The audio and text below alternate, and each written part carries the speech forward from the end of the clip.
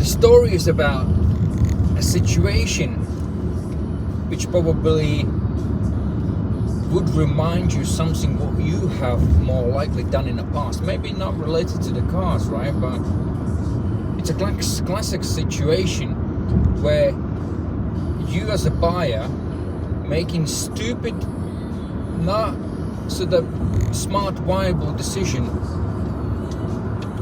at the time of the purchase and not thinking through how old is the product, how much is being used or how often it's being used, wear and tear, service history, rest of it combined. And on this nature, regards to this nature, it was purchased for the business purposes, right? So the story is about the cab driver. Lady cab driver bought a car, 6-year-old Mercedes, can't remember what model, doesn't really matter, it's just a part of the story. So she had it for a year,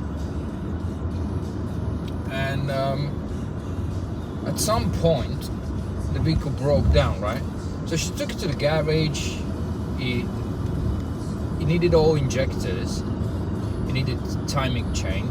So I'm not sure, maybe somebody has misdiagnosed something or tried to take it out, try to get more money out of the customer, or maybe they replaced just the injector seals, you know. But the story continues.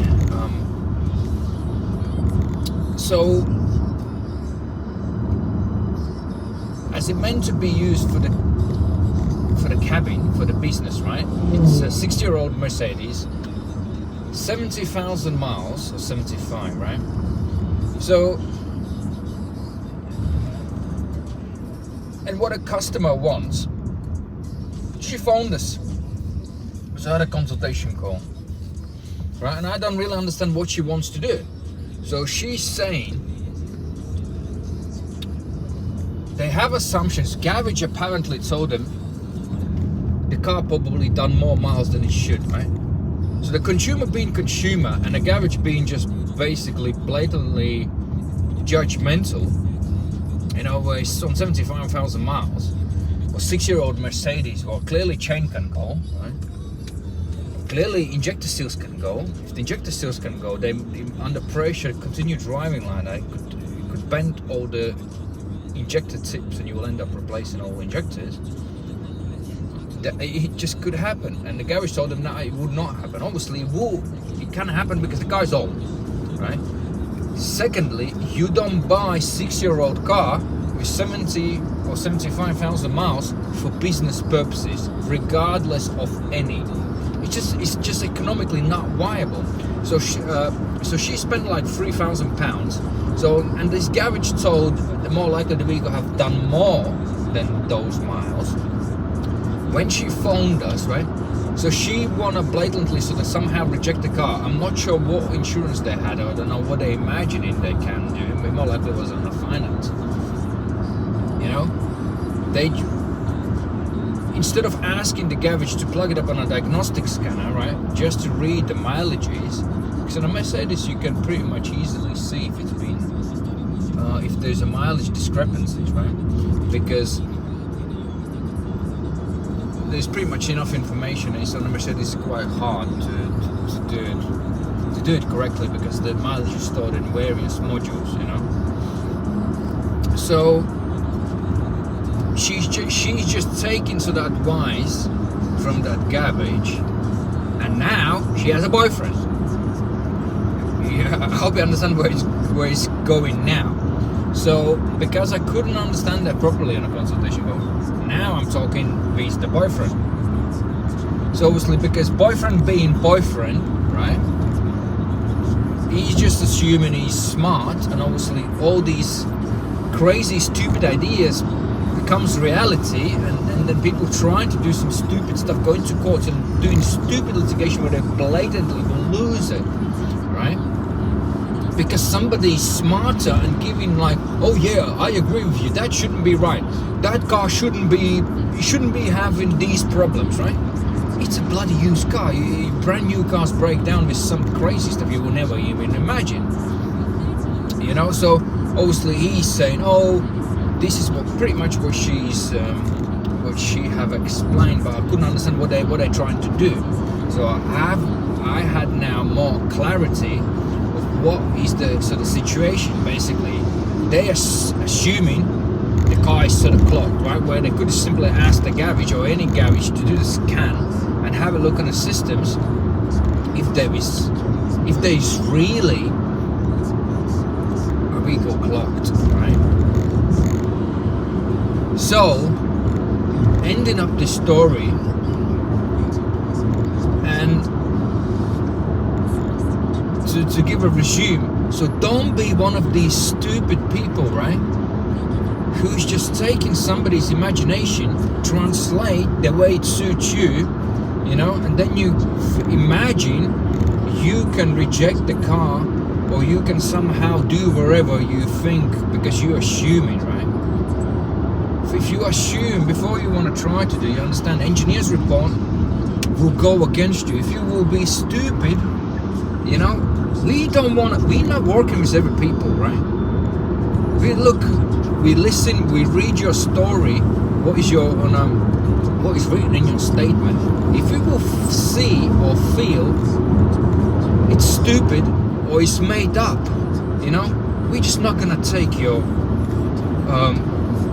we're just not going to take this job on, because we have ethical, high moral standards, right? And if you we don't even want to waste your time with you, because if for us here, it's not about the money, but it's just find out, pinpointing people who need help, who is in a need for help, who have been taken advantage of, right? Where there is a fair sort of claim, because most of the claims have to be analyzed. How much is the damage? How much is the court hearing?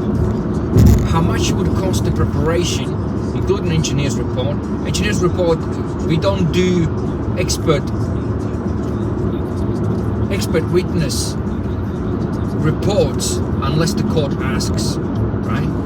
So you can use that as the engineer's report as evidence, or for whatever your own purposes. You can submit it in a court simply as just evidence, but not an expert, not as an expert evidence. You have to ask court permission to rely on expert evidence, right? So initially, you just simply have to understand whether your assumptions are in line with the engineers or market sort of understanding what is unsatisfactory, what is satisfactory, and any other nuances which could deviate from your understanding and your interpretation. And remember, every story has a lot of circumstances.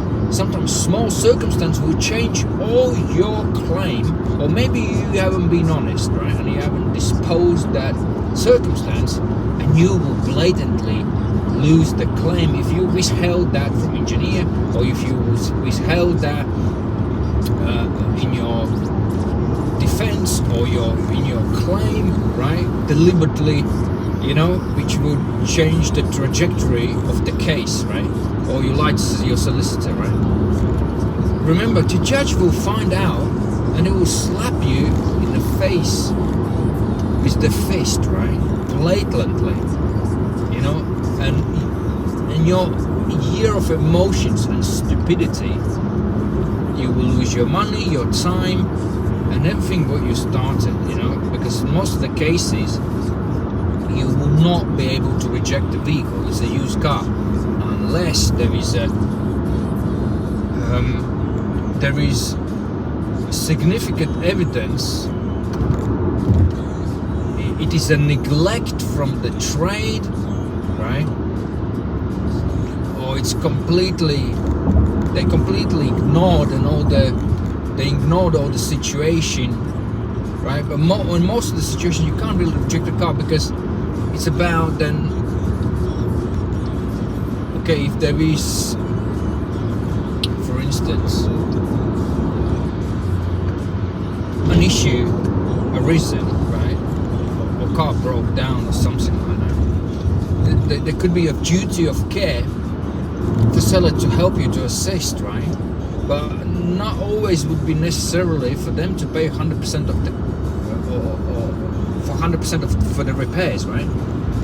There could be a goodwill, like it could be 50-50, because like I said, Consumer Rights Act, in a way, it's not a warranty. They have to sell the car in a reasonable, satisfactory standard, which is a very vague term, right? So this is what you need to consider, you know. First of all, to summarize everything, buy the right stock, buy the right car, or buy the right product for the purpose you need it. In this instance, if you have a business, don't buy used car, right? Or unless it's a 1-year-old car, it's very low mileage. This is what you want for business.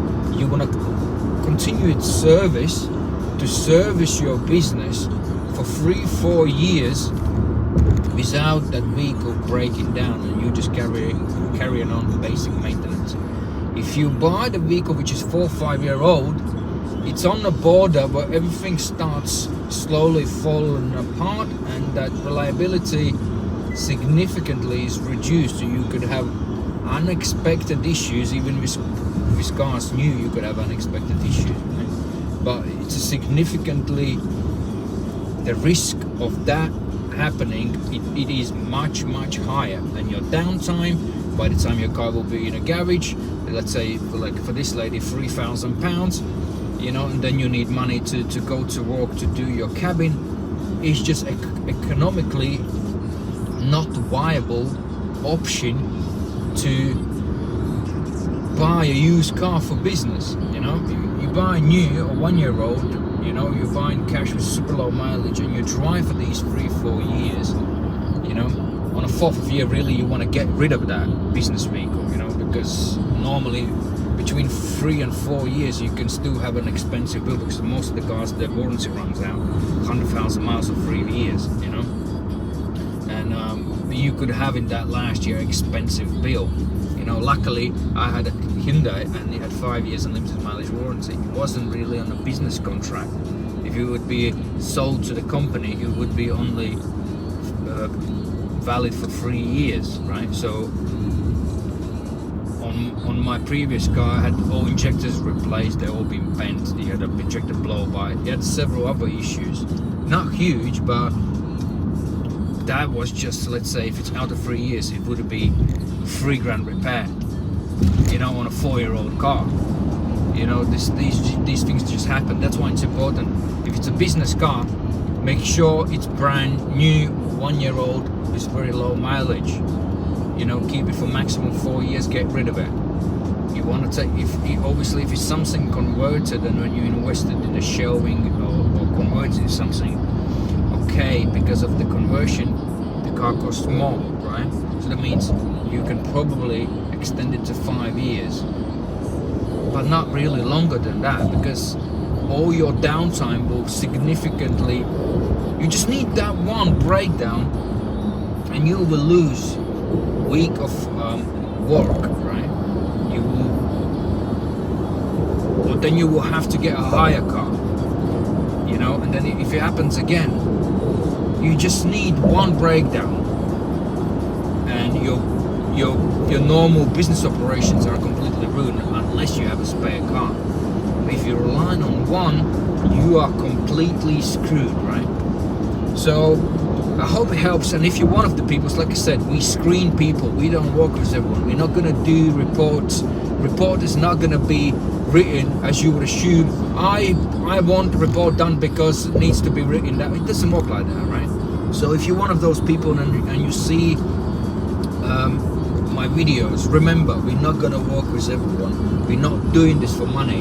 You know, we're doing this because we like to help people who are in need for help, and our predominant main business activities are organizing car inspections, right?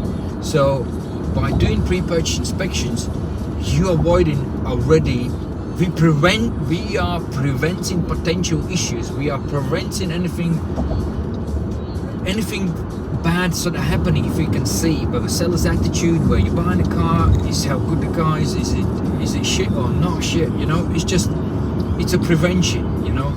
If we can help you to avoid it, we will help you, you know. That's the main goal of what we do. And I hope it helps. I will see you next time. If you want to see some other videos, you can click on one on the left or one on the right, you know, if you want some additional videos about any issues you might have a concern